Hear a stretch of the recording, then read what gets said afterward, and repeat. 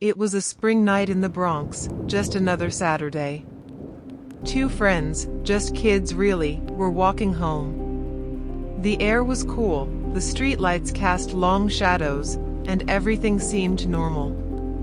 But then, the quiet was broken. Red and blue lights flashed, painting the buildings in an unnerving glow.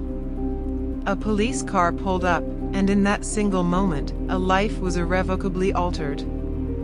This is the story of Kalief Browder, a story that must be told, and must never be forgotten. The officers claimed a backpack had been stolen. Kalief insisted he was innocent, that he had nothing to do with it.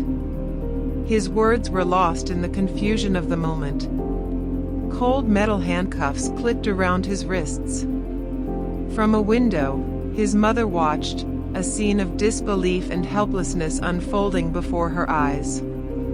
He was just a teenager, arrested on suspicion, accused of a crime he said he didn't commit. They assured him it would be sorted out quickly.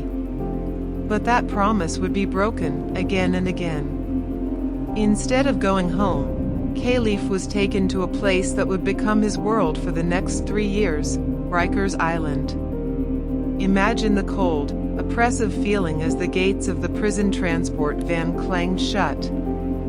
The endless paperwork, the gray, sterile hallways, the loss of his name, replaced by a number. He was just 16 years old, thrown into one of the country's most notorious jails, not because he was convicted of a crime, but because his family couldn't afford the bail. He was presumed innocent, yet locked away. The days turned into a nightmare. Life inside was a constant struggle for survival. He was held in a cell, surrounded by violence.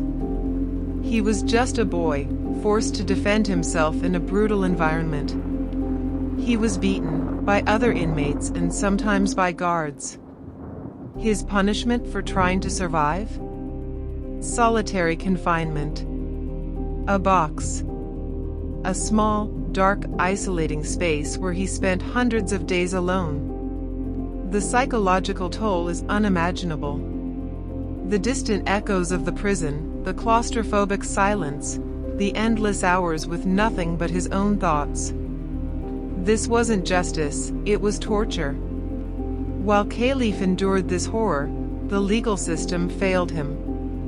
His case was delayed, again and again.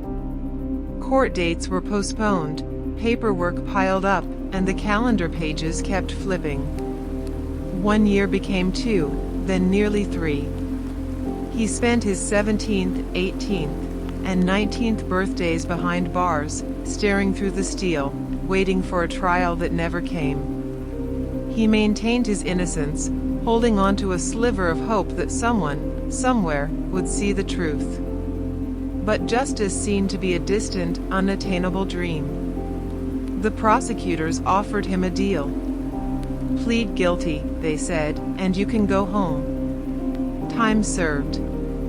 It was a tempting offer, a way out of the constant misery. But Kalief refused.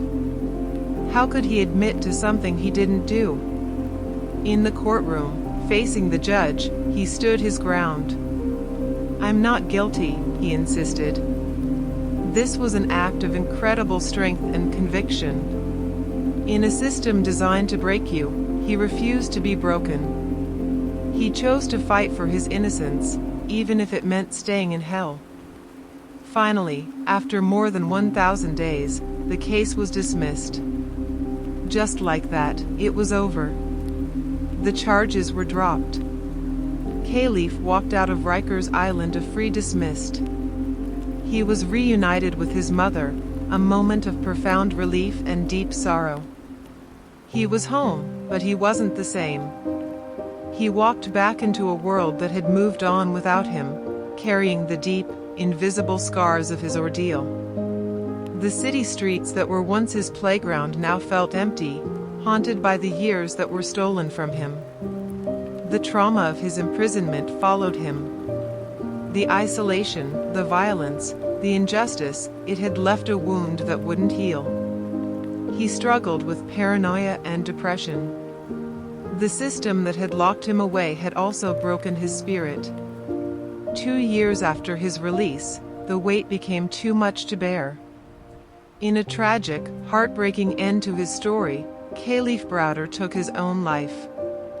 The boy who survived Rikers couldn't survive the memory of life. The empty room, a photograph on a wall, all that was left of a bright life extinguished far too soon. Kalief's story is a tragedy, but it must not be in vain. His death sent shockwaves across the nation, exposing the deep flaws in the criminal justice system, particularly the abuses of pretrial detention and solitary confinement. Protests erupted. His name became a rallying cry for reform. His story sparked a movement, leading to changes in New York's bail laws and policies on solitary confinement for young inmates. Even President Obama spoke of his case, highlighting the urgent need for change. His life, and his loss, forced a conversation that was long overdue. The story of Kalief Browder is a powerful reminder of the human cost of a broken system. It's a call to action for all of us to demand a justice system that is truly just, fair, and humane. We honor his memory not just by remembering his name, but by fighting for the reforms he inspired. Let us ensure that no other child has to endure what he did. Thank you for watching and for listening. If you believe this story needs to be heard, please share this video and subscribe for more content that matters.